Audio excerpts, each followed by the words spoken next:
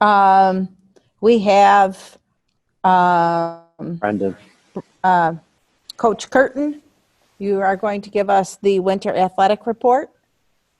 I am. Good evening, everyone. Thank you for having me. I'm going to report tonight on a summary of the athletic season from the winter season, as well as touching on the participation numbers. We experienced a terrific winter athletic season. Our girls basketball team registered 30 victories, which was a school victory or a school record, if you will. They also won a regional championship, won the conference title. Brenna Loftus was named All-State. Coach Till was also recognized as the Illinois High School Basketball Coaches Association Coach of the Year candidate. So special season for girls basketball. Cheer also won a conference title, and they made it downstate for the second year in a row. Gymnastics, their participation has increased by almost 30%. They took first place again in the Bulldog Invitational. They had three participants made it to the sectionals, qualified for sectional, and they finished third place in their regional. The Palms team took fifth in conference. The Palms team had 14 academic all-conference athletes. They graduated quite a few girls last year, and still a great season. They ended up taking fifth in the conference. Boys basketball tied for first in the conference once again. They were also the regional champs. Paul Zelinskis took All-State, so another fine season by our boys basketball program, which was a young team heading into the season as well. Boys swim and dive, they ended up taking fourth in conference, seventh in the sectional, and sophomore Harrison Nolan ended up taking second in state in the state diving competition. A great season for Harrison, and we have him for 2 more years. So we're really excited about Harrison's future as well as the swim and dive future for the program. And wrestling ended up taking second in the conference. They were regional champions. They had 2 state qualifiers in Quentin Godlewski and Mateo Costello. And I think the best culminating feat for the wrestling program is they made it down to the dual state tournament, first time in school history. They basically made it to the Final Four for team competition. That's a competition that started probably around the mid-'90s, so certainly an impressive feat for our wrestling program. Switching gears for a moment into the participation numbers.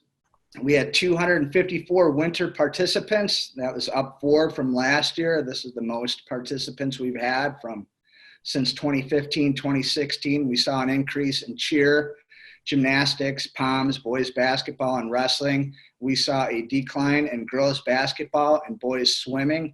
I think the decline in girls basketball is just a little bit of a trend. There's a little bit of a downtick in terms of girls' level of interest in playing basketball this year.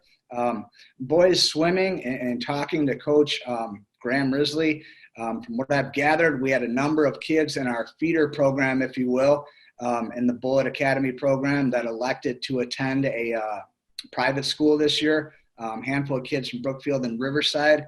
We graduate 2 swimmers this year, the class of 2020, and graduated approximately 9 swimmers last year.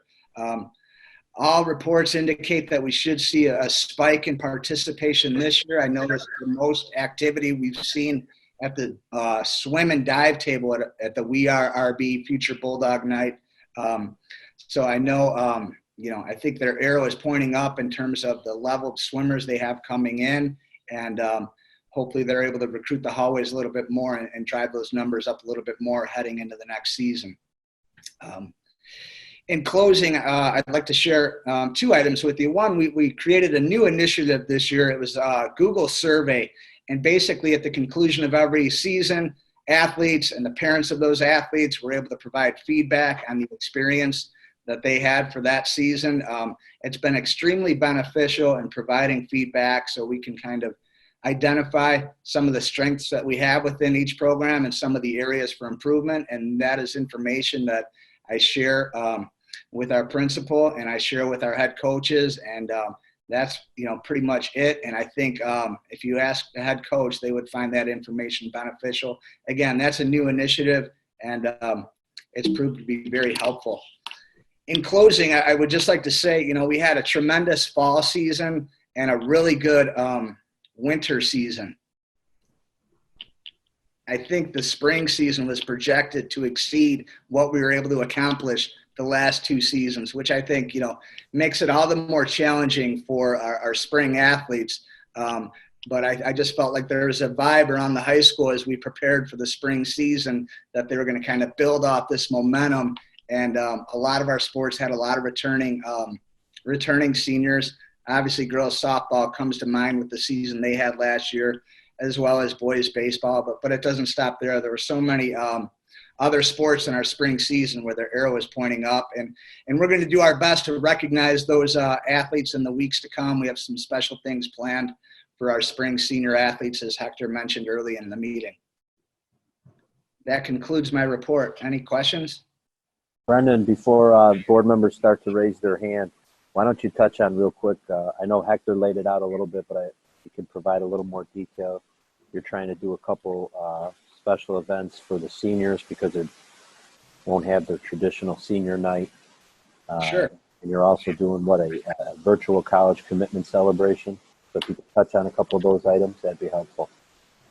Correct. As of now, we have identified May 15th and May 16th as our senior recognition days.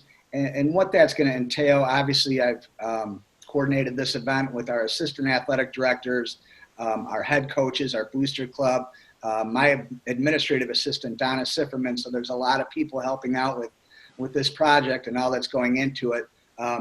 We intend to hang banners around the stadium, a headshot of each athlete grouped by their sport, as well as a larger banner that recognizes our senior spring athletes.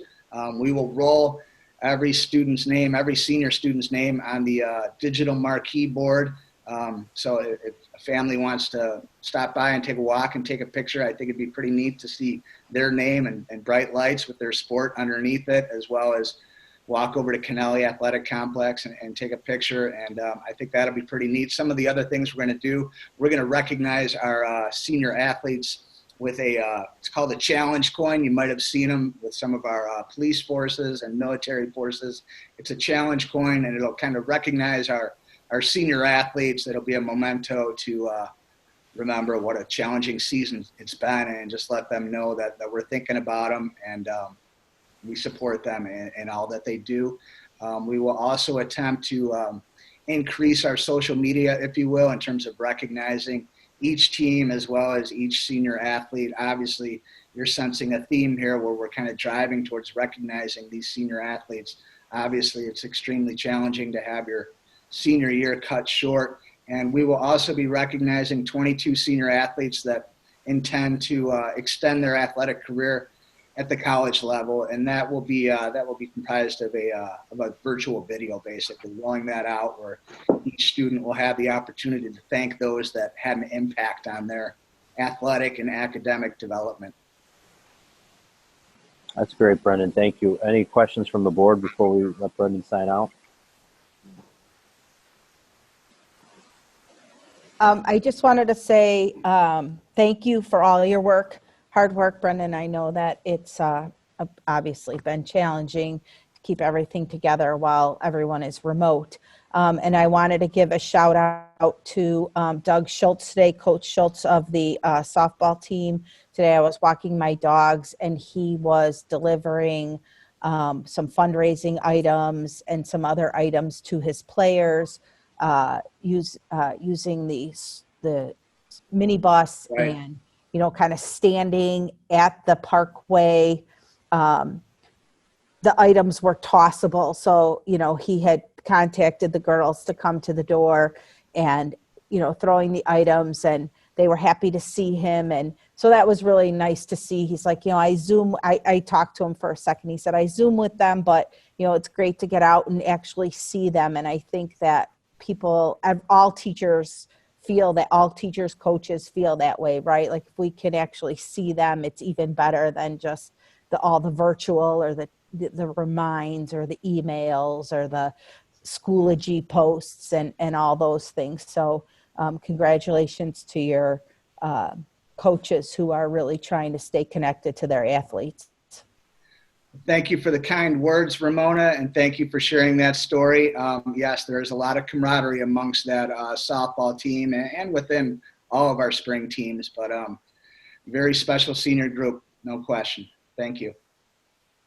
Brendan, we have a discussion here coming up about COVID-19 and our plan and information. So one of the things that I have written down here is we decided as an administrative team we'll put notification out to families about our youth summer camps around the week of May 15th if they will be canceled or not. We wanted to give the governor at least 2 weeks in May where he would have an opportunity to see if there's any changes in the stay-at-home or the restrictions in the large group gatherings. But we will get that information out to families. They were scheduled to start June 8th, correct? That is correct. And we did decide on a May 15th deadline. Again, this is for youth camps, obviously 8th grade and younger. We will revisit the high school aged camps, perhaps at a later date in the month of May or even possibly June. But right now, the deadline for youth camps is May 15th. Okay, so that's our communication deadline, and I'll make sure I touch on that again later tonight. Thank you, Brendan. Anybody else have a question for Brendan? I don't see any hands up. Okay, Brendan, thank you very much. Thank you, everyone. Have a great night. Thank you, Brendan. Have a good night. Thank you.